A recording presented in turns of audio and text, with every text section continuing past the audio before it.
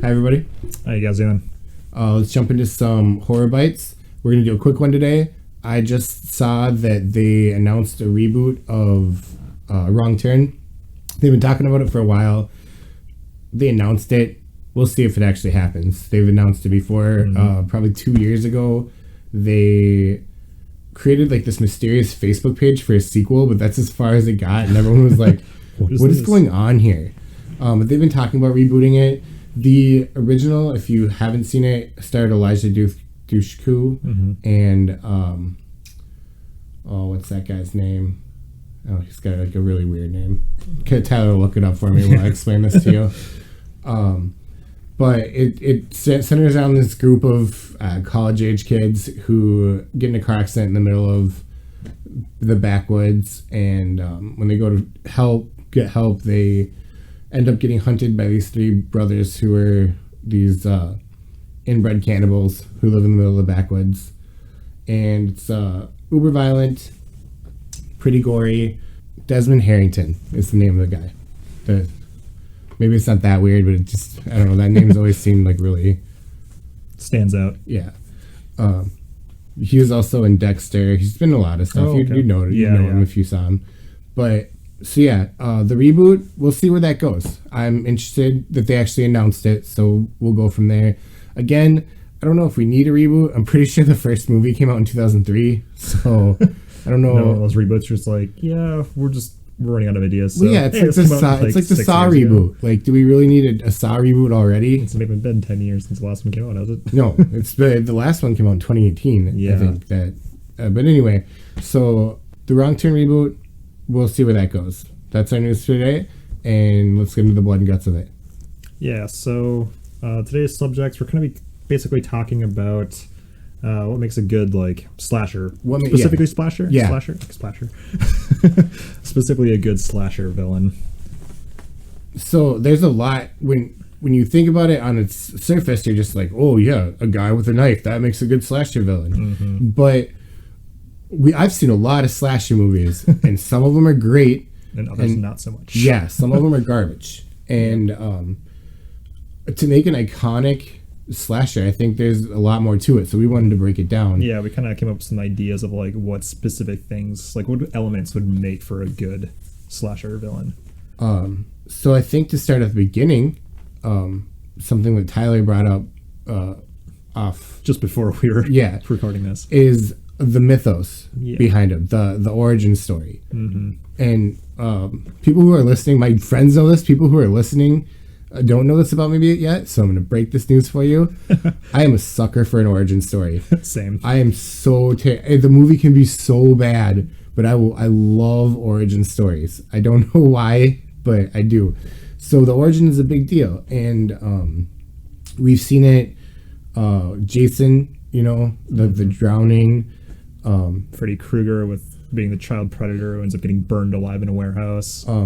Michael has a couple different origin stories depending on which one you're taking root from. Yeah. But a good origin story is really a good... it should kind of convey like their motivations and like why they do what they do, or at least give you some sort of idea behind their psychology and then their methods. Not necessarily like determine it, but... Yeah, because otherwise, why do you even care? Yeah. I mean, not that you care about the killer, but it adds, like, this dimension. Otherwise, they're just... It's like run-of-the-mill, like, whatever, seen it 100 times before. There's nothing that makes it separates them from any other... And maybe psychologically we need that, too. We need to know that something happened to them, and they're not just some random off the street. Yeah. Otherwise, we might not be able to leave our houses thinking about it. But... Yeah, so the origin story is a big part of it. So something that I kind of struggled with is when I first started thinking about it, I thought being silent, like not being this, like, you have this blank face, you have no idea what's going on. They never say anything. You don't know about their motivations. Like specifically referring to more like Jason, Michael Myers style thing, where it's like there's just this looming presence that just doesn't stop. So that was my first, I was like, it has to be that. But then I started thinking about, well, no, because some of these killers, some of these slashers like Freddy Krueger, Chucky, they talk and they're just as menacing. But what they do is they add this dark humor to it, and I think that's really what you need if you're gonna have a talking villain. That's what you need to make them menacing, is like they're having a good time doing it. Yeah. Because like I like the Candyman series. I have nothing against it, but like he was never as imposing as a figure as those, because he talks and he plays a straight character. You know what I mean? To kind of like add on to this, it's loosely related, but if you look, like I just saw The Joker, the film The Joker, which absolutely fantastic movie, by the way.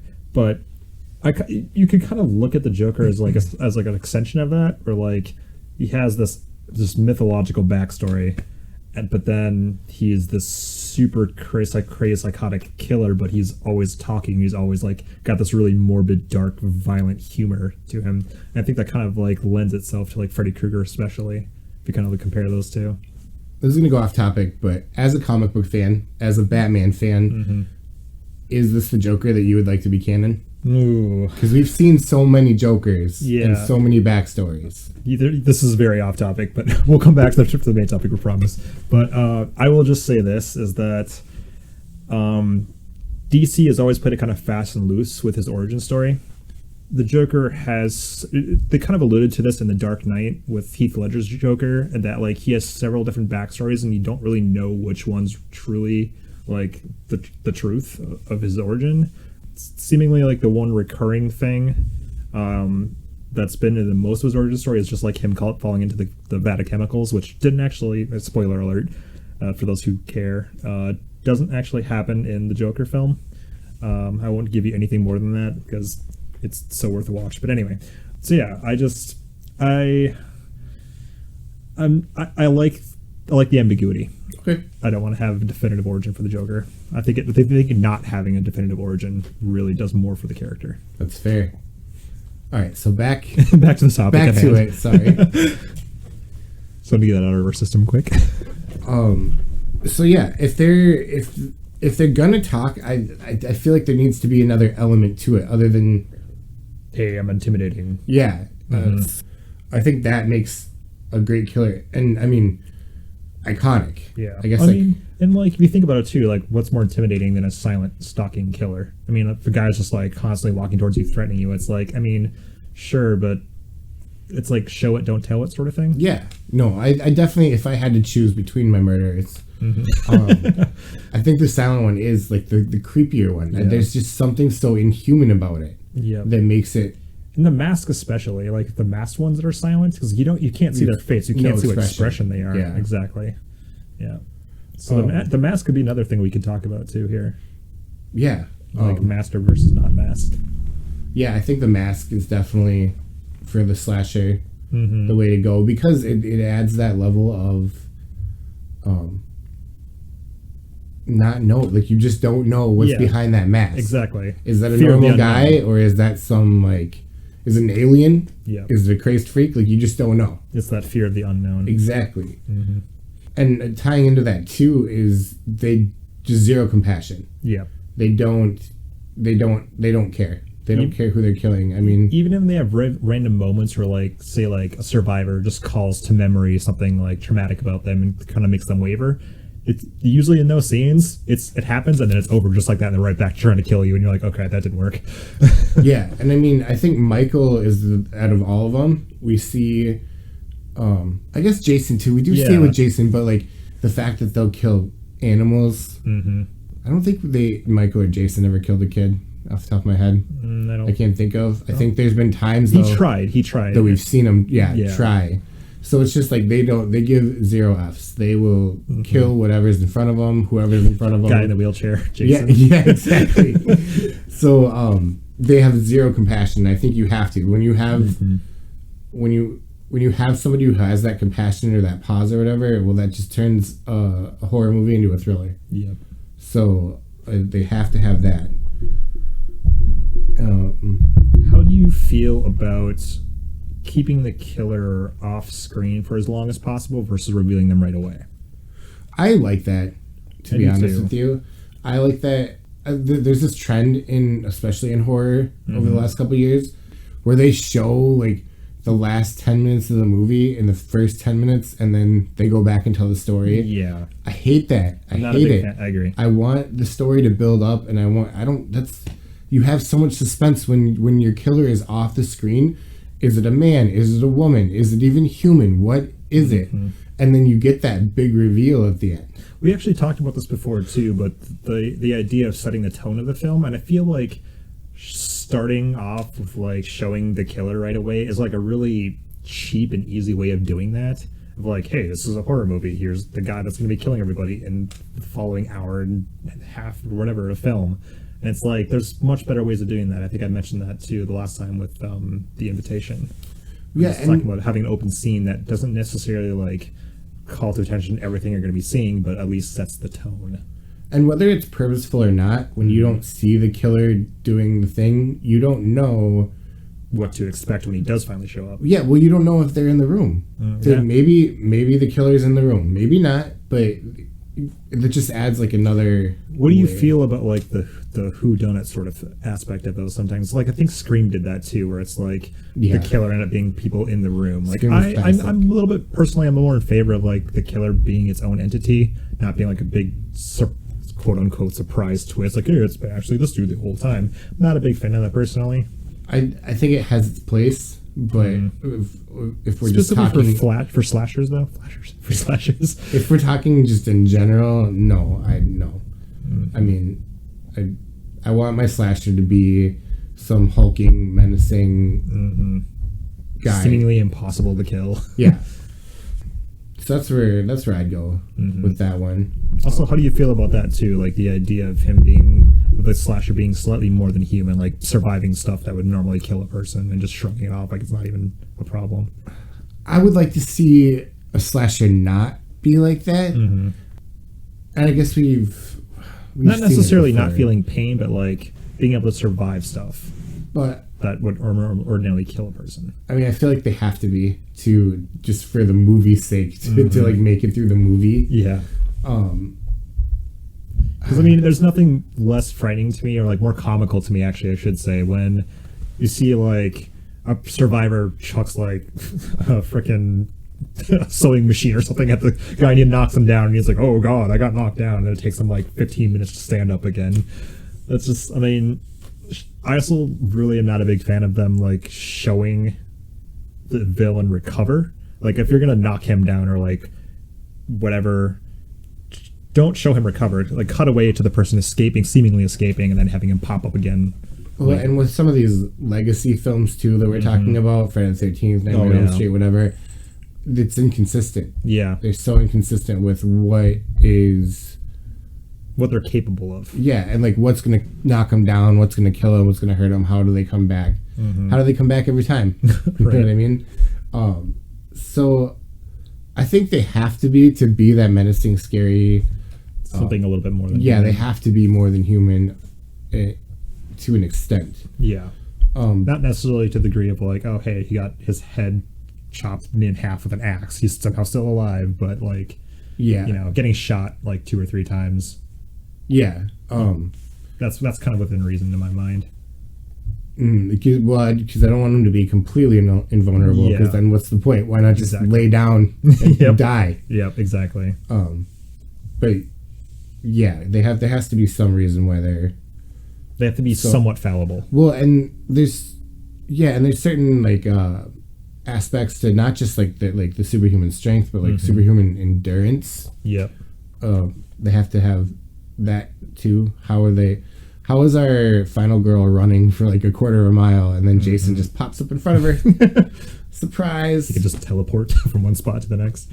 Well, I mean, actually, we kind of do have an example of like a good slasher that doesn't really do any of that though. In Leatherface, It's true. he's very, very human. I mean, and I think if they kind of avoid that. I mean, I guess I haven't really watched all of them, like, or at least, or maybe I'm forgetting, but I don't really remember any instances where he gets grievously injured. It seems like He does get his arm cut off. Does he? Okay. Is it the original one? I think it's the original one. But does he get his arm back? Just somehow?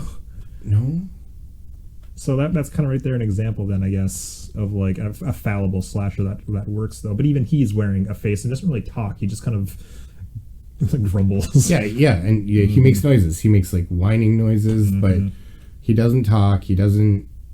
He has that mask that covers his actual face, so you don't see. And it's actually a good tie-in too, because another thing that makes a great slasher, in my mind, is their iconic weapon. Yeah. So for Leatherface, obviously the chainsaw.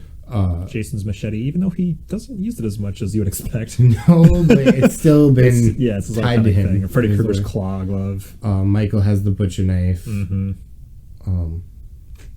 Yeah, just whatever. Like, it's good examples. Yeah. But that iconic weapon that they're known for, I think, is something that we need for a good slasher. Okay, but how would my only fear with that, I think, though, is like how many weapons can you really take and make that iconic? Because like you look at the Hatchet series, and I'm just like, oh, the guy uses an axe. I mean, sure, an axe is a frightening weapon, but like, is it really that iconic?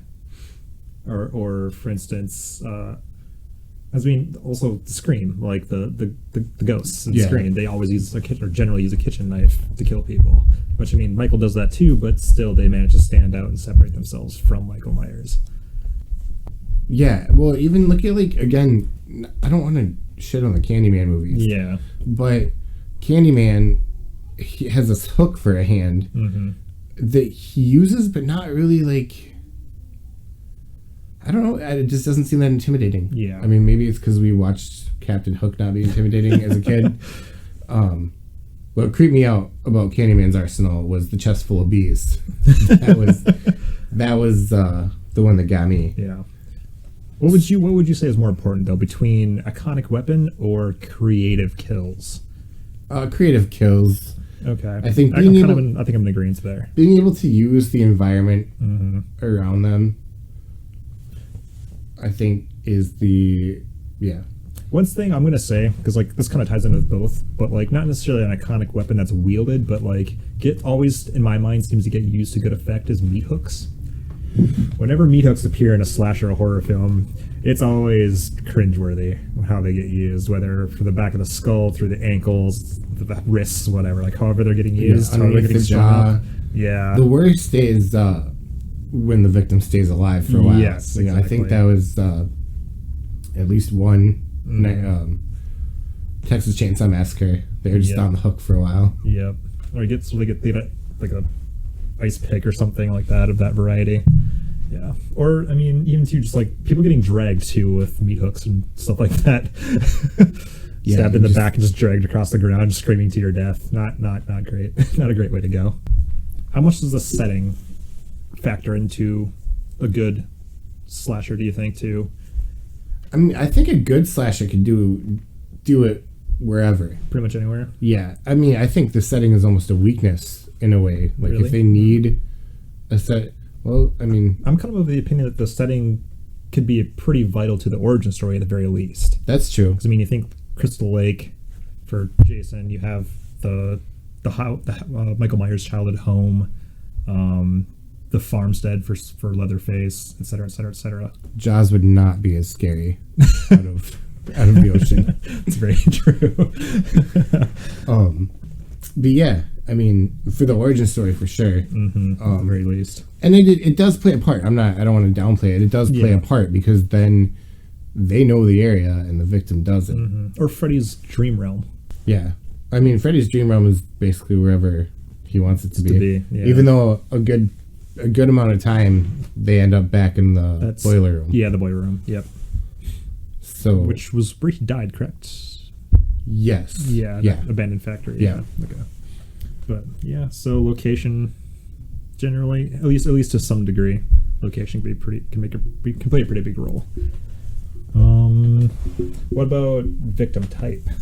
Teenagers, has to be teenagers, or I mean, it doesn't have to be teenagers, but I think they're gonna kill whoever gets in their way. Yeah, they're very indiscriminatory.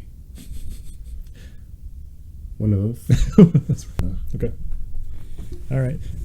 So I think that pretty much wraps it up for that segment. Do you have any suggestions you want to make before we go out for movies that our audience should watch? Yeah, it's my favorite segment. I'm going to suggest a movie that you probably shouldn't watch, but I'm going to make you do it anyway. There's a movie out there called Trick or Treat. Trick or Treat. Or Treat, not Trick or Not Treat. Not Trick or Treat. Which is Trick also a great movie. Or Treat. It's a god-awful movie. It's a terrible... The premise is stupid. Everything's stupid about it. But I don't know how this movie went under the radar or why. It stars Gene Simmons from Kiss and Ozzy Osbourne, and it's a heavy metal 1980s heavy metal Halloween horror movie. Huh. It's about this kid who is a big fan of this fictional heavy metal singer who went to the same high school as him. Like, he's just like enamored with this guy, and he tries to get the guy to come play at his high school, and then they turn him down, and the singer ends up dying in a fire or something. And then so this kid goes to the local DJ played by Gene Simmons, who gives him this record. Turns out the record's possessed by the evil spirit of the singer. I want to say his name's Sammy something. Not Sammy Hagar. Not Sammy Hagar. It's Sammy something. And it ends up bringing him, this evil Sammy spirit, back to life. He goes to the Halloween dance. I think he has like an electric guitar that he shoots electric. It's a terrible movie, but I think everyone should have to see it just to know that it exists. Okay. So that's what I'm going to suggest this week. And go. All right. On another note, I'm going to actually suggest one that I felt was actually a pretty good, solid flick. And I feel like this one was actually did get a relatively good amount of attention. It's called It Follows. And this one I'm pretty sure you can actually find on Shudder, if I remember correctly. But essentially, basic premise is that it's about a malevolent entity that endlessly stalks its target, and if it ever catches up to them, it like attacks and kills them. But it never stops, and it can take the appearance of people that you know and love. But the only person who can see it is the person that's currently hunting, essentially. The caveat about this film is that the way to get rid of this creature is to have sex with somebody. So it's essentially like a very, very on the nose STD, sexual transmitted diseases type metaphor. So yeah, you basically have to have sex with somebody in order to get the creature to start following them instead. And then eventually it's supposed to, like, if it gets somebody, it'll start working its way back down the line, if I remember correctly. So it's like basically you're always in this constant state of fear of like wondering, even if you manage to have sex with somebody and just pass it off, did that person manage to pass it on too, or is it someday gonna come find you again? It never seems to run either, which is another really kind of menacing thing about it, is it's always just walking directly towards you no matter where you go. And so like it makes some pretty good interesting scenes too, especially since nobody can see it but the person it's hunting. And so if it catches somebody unawares, it just like looks like the person's getting attacked by a invisible entity. So it's got some pretty intense moments. Really, really good film. Yeah, it's one of those movies that I always skip over. I'm always like, oh, I should watch that, and then I don't. So, but maybe I should. It's definitely worth a watch, I'd say. All right, awesome. Well, thanks everyone for listening. And we'll see you again next time. Or talk to you again next time.